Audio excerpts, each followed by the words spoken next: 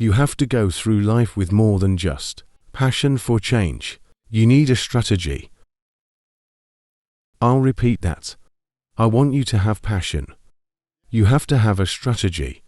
Not just awareness but action. Not just hashtags but votes.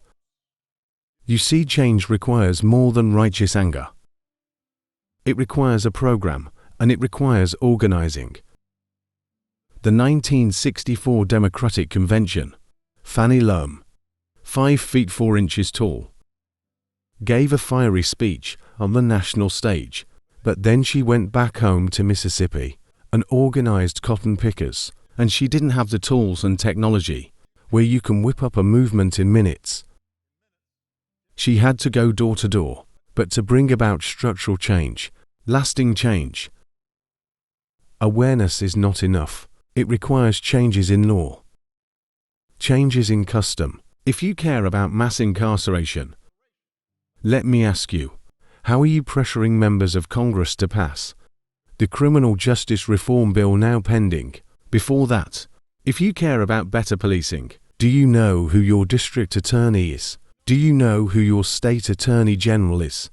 Do you know the difference? Do you know who appoints the police chief? And who writes the police training manual?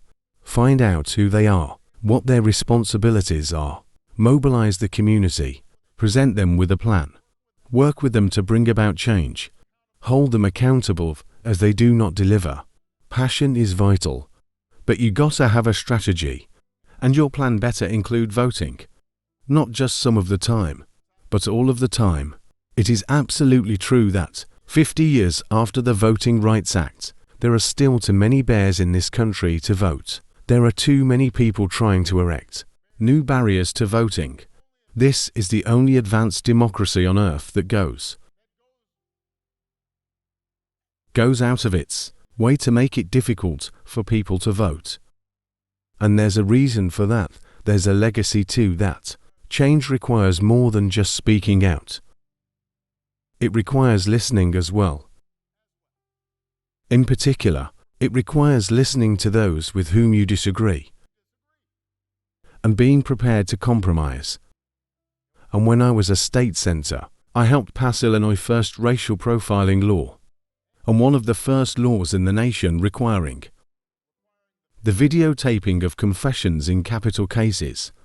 And we were successful. Because early on, I engaged law enforcement. I didn't say to him, "Oh, there's this. You guys are so racist that you need to do something." I understood, as many of you do, that the overwhelming majority of police officers are good and honest and courageous and fair, and love the communities they serve.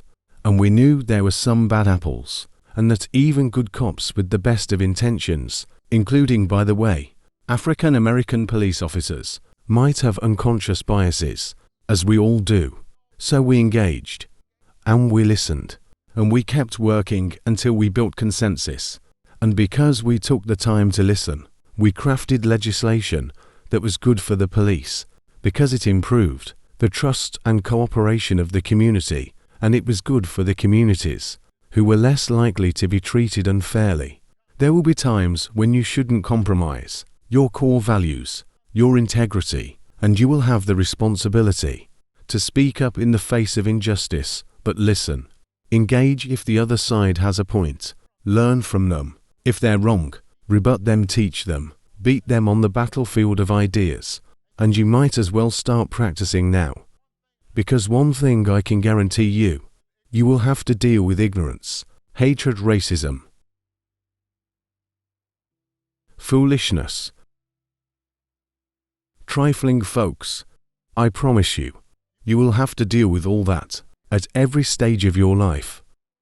That may not seem fair, but life has never been completely fair. Nobody promised you a crystal stay. And if you want to make life fair, then you got to start with the world as it is. So that's my advice. That's how you change things. Change isn't something that happens every 4 years, or 8 years changes. not placing your faith in any particular politician, and then just putting your feet up and saying okay go. Change is the effort of committed citizens who hitch their wagons to something bigger than themselves and fight for it every single day. Now it's your turn. And the good news is you're ready. And when your journey seems too hard, and when you run into a chorus of cynics who tell you that you're being foolish to keep believing, or that you can't do something, or that you should just give up, or you should just settle, you might say to yourself a little phrase that I found handy these last 8 years: yes, we can.